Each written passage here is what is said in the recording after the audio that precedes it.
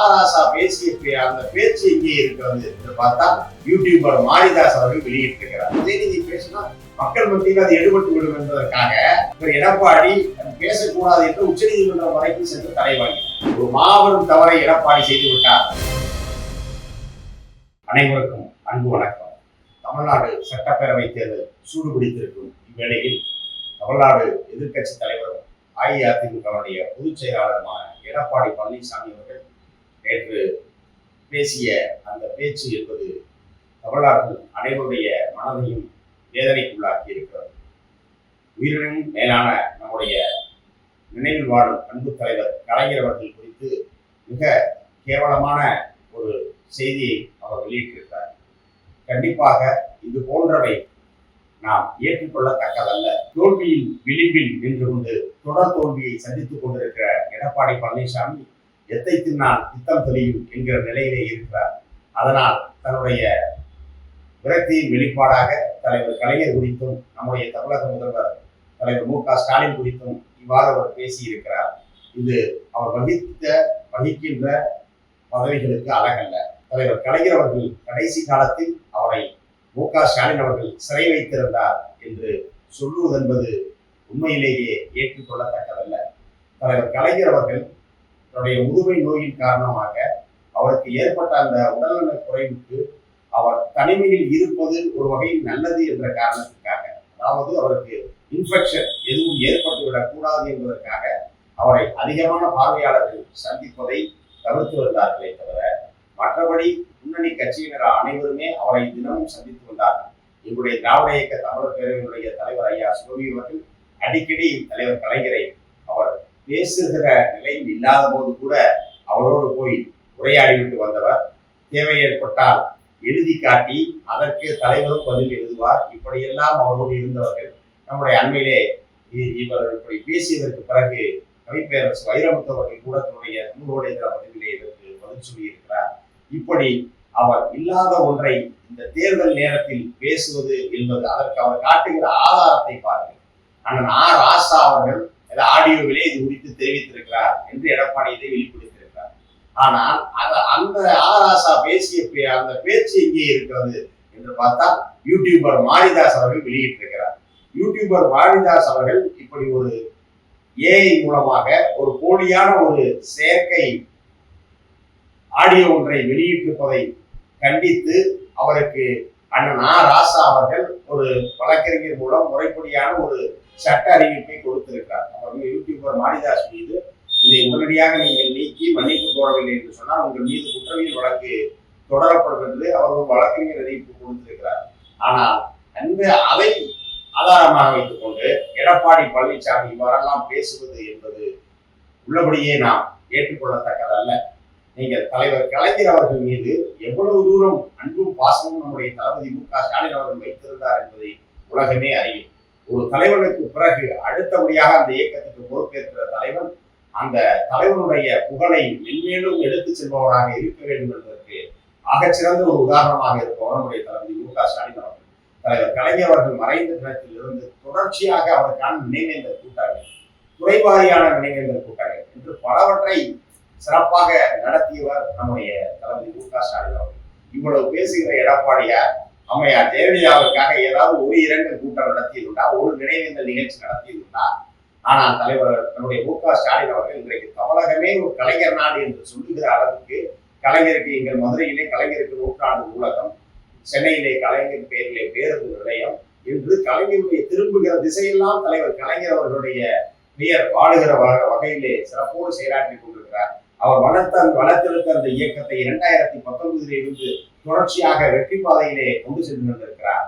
இதன் மூலமாகவே நாம் தளபதி மு.க.ஸ்டாலின் எவ்வளவு தூரம் நம்முடைய தலைவர் கலைஞர் மீது அன்பும் மரியாதையும் மதிப்பும் கொண்டிருந்தார் என்பதை நாம் உணர்ந்து கொள்ள முடியும். அதாவது கீழ்ப்படியை கற்றுக்கொள், கட்டளையிடும் பதவி உனக்கு தானாக வந்து சேரும் என்று ஒரு பொன்மொழி உண்டு. அந்த பொன்மொழிக்கு ஏற்ற வகையில் தான் தளபதி மு.க.ஸ்டாலின் அவர்கள் தன்னுடைய செயல்பாடுகளை அமைத்துக் கொண்டார். இது ஒருவரும் இருக்கட்டும். மறுபுறம் எடப்பாடியார் அம்மையார் ஜெயலலிதாவுக்காக என்ன செய்தார் என்பதை யோசித்து பாருங்கள். கொடநாடு கொலை கொள்ளை வழக்குதான் உங்களுக்கு ஞாபகத்துக்கு வரும். அம்மையார் அவர்கள் 2016 டிசம்பரிலே மறைக்கிறார். அவர் மறைந்த பிறகு பிப்ரவரியிலே எடப்பாடி பழனிசாமி பொறுப்புக்கு வருகிறார். அவர் முதல்வராக பொறுப்பேற்று ஏறத்தாழ ஒரு 1.5 மாதத்தில் 2017ஆம் ஆண்டு ஏப்ரல் 22, 23ஆம் தேதி, அதாவது 22ஆம் தேதி நள்ளிரவிலே அந்த கொடநாடு எஸ்டேட் என்று சொல்லப்படக்கூடிய அம்மையார் ஜெயலலிதாவுடைய அந்த ஓய்வு இல்லத்திலே மிகச்சரியாக 10வது நுழைவாயில் முன்பாக காவலராக இருந்த அந்த நேபாளையைச் சேர்ந்த ஓம் பிரகாஷ் பகதூர் என்பவர் கொலை செய்யப்படுகிறார். அங்கே கொள்ளையடிக்கிற முயற்சி நடைபெறுகிறது. அடுத்ததா பாத்தீங்க அப்படின்னா, இந்த குற்ற வழக்கில் சம்பந்தப்பட்ட கனகராஜ் என்பவர் அடுத்து விபத்தை சந்திக்க இருக்கிறார். அப்ப அவருக்கு அடுத்த நிலையிலே இருக்கக்கூடிய சயான் என்பவர் அவர் விபத்தில் சிக்குகிறார். அந்த விபத்திலே சயானுடைய மனைவி குழந்தை பிறந்து கொள்கிறார். சயான் இன்றைக்கு வரைக்கும் தப்பி ஓடிவிட்டார். இப்படி அதன் பிறகு டெல்லியில் இருந்து அவர் கைது செய்யப்பட்டார். இப்படி தொடர்ச்சியாக இந்த கொடநாடு கொள்ளை வழக்கிலே நம்முடைய 2017 நடக்கிறது. 21 வரை நீங்கள் முதல்வராக இருந்தீர்களே, அதற்கு என்ன செய்தீர்கள்?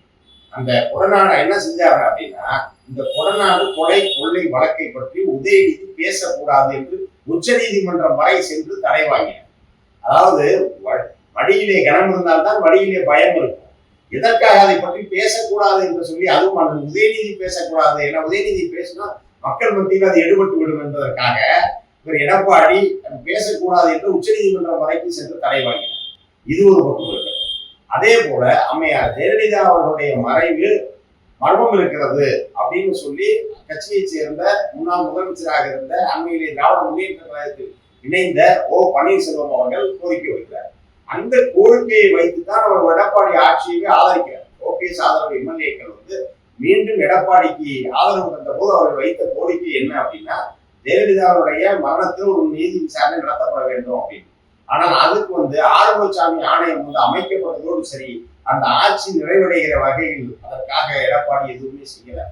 ஆக இப்படி இருக்கிற அந்த சூழலில் உங்களுக்கு தலைவர் கலைஞரை பற்றியும் தளபதி மு.க. ஸ்டாலினை பற்றியும் பேசுவதற்கு என்ன அருகதை இருக்கிறது என்பதை ஒரு திராவிட முன்னேற்ற கழகத்தினுடைய தொண்டனாக உங்கள் முன் கேட்க நாங்கள் விரும்புகிறோம். வேற என்னுடைய தனிப்பட்ட ஒரு அனுபவத்தையே சொல்றேன். தலைவர் கலைஞர் அவர்கள் 2018ஆம் ஆண்டு ஆகஸ்ட் 7ஆம் தேதி மறைவெய்தினார். அதே 2018ஆம் ஆண்டு பிப்ரவரி 17ஆம் தேதி சென்னையில் எங்கள் திராவிட இயக்க தமிழர் பேரவை சமூக நீதி பாதுகாப்பு மாநாட்டை நடத்தியது. அதற்காக நாங்கள் எல்லாம் 16ஆம் தேதியே அங்கு சென்று விட்டோம். சென்னை வரைக்கும் வந்திருக்கோம். தலைவர் உடல்நலம் குன்றி இருக்கிறார், தலைவர் கலைஞரை சந்திக்கணும் அப்படின்னு சொல்லி நாங்கள் கோபாலபுரம் இல்லம் போகிறோம். என்னோடு எங்களுடைய மதுரையை சேர்ந்த தோழர்கள் அலப்பிரபு, அமர்நாத், சரவணன் போன்றவர்கள்லாம் வந்திருந்தார்கள். நாங்கள் இருக்கிறோம். வெளியிலிருந்து நாங்கள் திராவிட இயக்க தமிழர் பேரவையை சேர்ந்தவர்கள் சமூக நீதி பாதுகாப்பு மாநாட்டிற்காக சென்னைக்கு வந்திருக்கிறோம். தலைவர் கலைஞரை சந்திக்க விரும்புகிறோம்னு சொல்லி அனுப்புகிறோம். அண்ணன் நித்யா அவர்கள் என்னை நன்றாக அறிந்தவர். உடனடியாக மேடைகளுக்கு அழைப்பு அனுப்பப்படுகிறது. போறோம். தலைவர் கலைஞர்கள் பேசும் நிலையிலே இல்லை. எங்களுக்கெல்லாம் அதுதான் நாங்கள் கலைஞரை சந்திக்கிற கடைசி சந்திப்பு என்றெல்லாம் தெரியாது. அப்படியான ஒரு உணர்ச்சி மயமான சூழலில் தலைவர் கலைஞர் முகத்தை பார்க்கிறோம். அப்படியே எங்களை பார்க்கிறார். நித்யா பக்கத்துல சொல்றார், மதுரை வழக்கறிஞர் வைரமுத்து அப்படின்றார். அப்படியே இப்படி வெற்றி புருவத்தை உயர்த்தி ஒரு பார்வை பார்த்து விட்டு ஒரு புன்சிரிப்பு சிரித்தார். இந்த உலகத்தில் நான் பிறந்ததற்கான பெரும் பேரை பெற்ற நாள் அந்த நாள் தான். ஆக அப்படி ஒவ்வொரு கடைக்கோடி தொண்டரும் கூட கடைசி வரை தலைவர் கலைஞரை சந்திப்பதற்கான வாய்ப்புகள் ஏற்படுத்தப்பட்டுதான் இருந்தது. ஏன்னா தலைவர் கலைஞரை பொறுத்தளவில் நீங்க பழங்காலத்துல சொல்லுவாங்க, அதாவது ஒரு பழங்கால கதையெல்லாம் சொல்லும் போது ஒரு அரசனுடைய உயிர் பாத்தீங்கன்னா 7 கடல் தாண்டி 7 மலை தாண்டி இருக்கும் அப்படின்னு. தலைவர் கலைஞருடைய உயிர் என்பது ஒவ்வொரு உடன்பிறப்புகளிடம் தான் இருக்கிறது அப்படிங்கிறது கடைசி வரைக்கும் அவர் உடன்பிறப்புகளை சந்தித்துக் கொண்டுதான் இருந்தார்.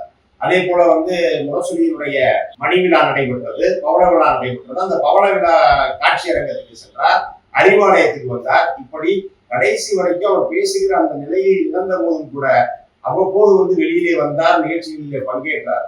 ஆக அரசியல் ஆதாயத்திற்காக தலைவர் கலைஞர் அவர்களை குறித்து இவ்வளவு அவதூறாக பேசியிருக்கிற எடப்பாடிக்கு நான் ஒன்றை சொல்லுகிறேன். ஒரு புகழ்பெற்ற ரஜினியுடைய திரைப்படத்திலே வருகிற அந்த வசனம் தான் தப்பு பண்ணிட்டிய சிங்காரம் அப்படின்னு ரஜினி. அதே போல இந்த தேர்தல் களத்திலே ஒரு மாபெரும் தவறை எடப்பாடி செய்து விட்டார். அந்த தவறுக்கான தண்டனையை தமிழ்நாட்டு மக்கள் வர இருக்கிற ஏப்ரல் 23ஆம் நாள் தருவார்கள். எடப்பாடி அவர் இருக்கிற அந்த கட்சி காணாமல் முற்றிலும் இந்த மண்ணிலிருந்து துடைத்தெறியப்படும். நன்றி, வணக்கம்.